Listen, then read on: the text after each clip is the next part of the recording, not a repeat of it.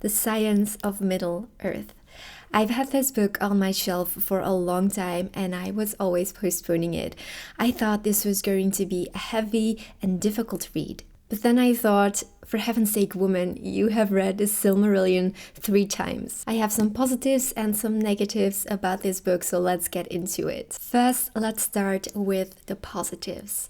It was entertaining and not too difficult. Given that I was a bit scared to get started, I found it very accessible. It goes into questions like, could eagles carry hobbits? How could invisibility work? How big can spiders really get? Ants, are they animals or plants? Each part is written by someone specialized in that area, which I really loved. For example, we have a professor of economic and social sciences, we have psychoanalysts, and we have a professor of earth sciences, and so on. The beautiful illustrations on the inside of the book really made it into such a delightful reading experience. There are a lot of references to the Peter Jackson movie adaptations, which I really liked. They especially made references to the movie when they didn't have enough information that could be gathered from Tolkien's descriptions or explanations in the books. If you're like me and you enjoy reading about the adaptations of Peter Jackson,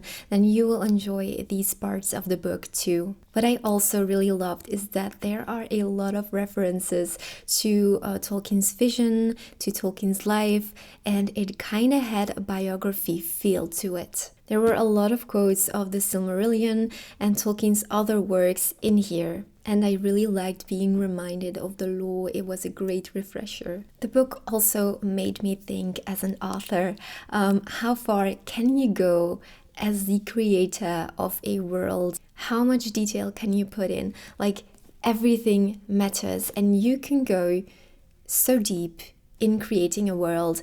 Even when it's just a fantasy setting, you can still go in very deep. Understanding science can really help you bring your story to the next level. This just made me realize even more that every tiny detail matters. Now, as for the negatives, I don't really have much to complain about because I really enjoyed it. The only thing that I was sometimes thinking is just let it be a story, let it be a fantasy setting without needing to explain every tiny thing. You know, some things are just written because they're a story, they don't need to make sense. Some analyzations were a bit far-stretched, but I didn't really mind that much. For who is this book written?